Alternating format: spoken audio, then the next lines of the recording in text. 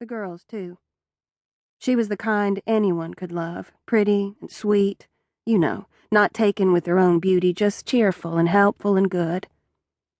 She grew up, got married, and moved out of our little cove called Suck Creek to Chattanooga. Mama had a bad feeling, but mamas most often have bad feelings about their babies moving away. But the rest of us, well, we were proud. I mean, Suck Creek isn't exactly the kind of place where people do big things in life. In the old days, it was pretty much moonshiners and poor folks making do with some kind of labor. Some say there was a curse on the place for all the shooting and drinking and general meanness that went on back in the woods off the roads. Some say it was cursed by the Cherokee when they got pushed out on that old trail of tears. There was a creek there, Suck Creek, looked clean and deep and just right for swimming in the summer. It sat back a little from the Tennessee River, where the rainwater runs off the mountain, just tucked back a little in the cove. It looked calm enough, but now and then there'd be this current. Some said it was the pull of the river way down beneath, but something would shift, pull people under, and they'd drown. Mostly kids and drunk teenage boys.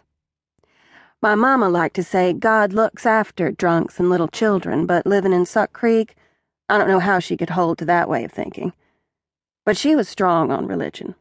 Lots of folks are strong on religion back there.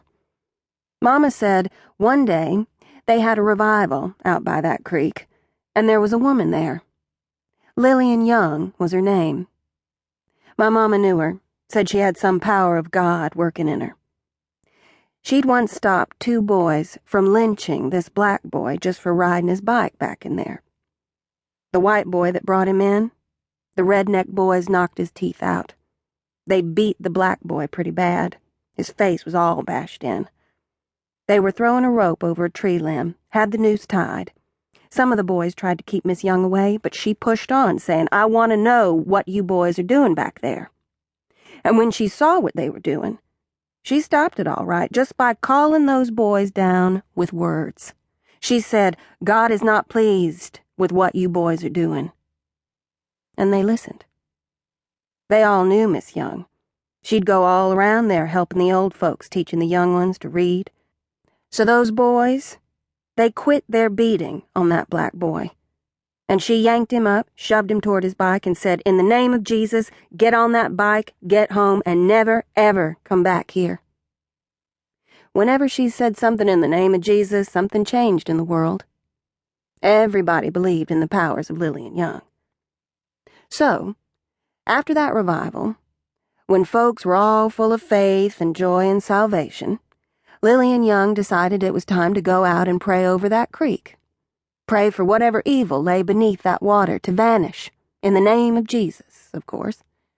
She prayed, "Lord, if this creek gives you no glory, in the name of Jesus, take this creek away." They say she said that a few times, along with some others praying, and it wasn't a week later, a big storm rolled through, tore up the riverbank, changed the way the rain flowed down the mountain and into the river, and that creek, it disappeared.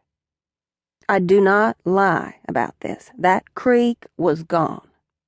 And Miss Young? Well, she came to be known from Knoxville to Tuscaloosa for the holy woman she was. I wish we had her now. And I wish we had had her to pray over Darlie before she moved away. Like I said, Mama had a bad feeling, and to tell the truth, I did too. I thought maybe I was worrying about being lonely for my sister. So I told Darlie I was proud she was moving off and going to college to be a nurse. It wasn't long before she had a job and a husband and a house and all that stuff a woman's supposed to get in this world. And it was good for a while. Then, on her way to work one morning, Darlie disappeared. You never believe it at first.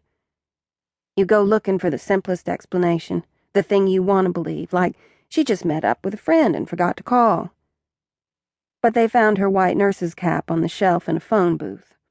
Her little white MG broken down by the side of the road, no signs of a struggle, just a car, keys hanging in the ignition. The car had had some kind of engine trouble. It was